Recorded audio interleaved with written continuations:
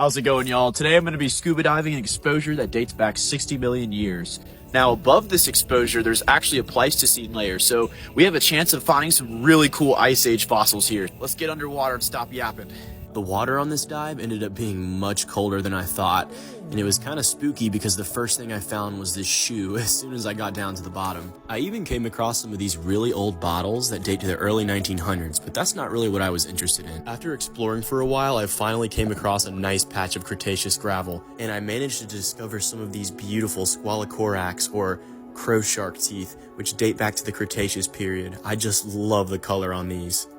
After finding those beautiful crows, I went Super Saiyan mode and fanned the gravel for about an hour, and I managed to discover some really cool stuff.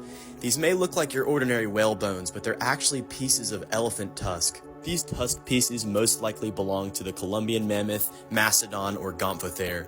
And you may ask, how do I know?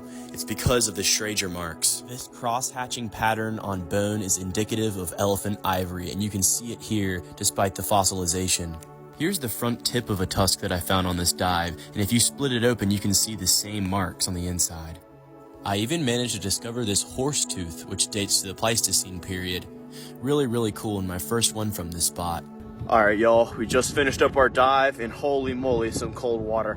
Let me know down in the comments if you guys think I should return to the site and see what else the bottom hides.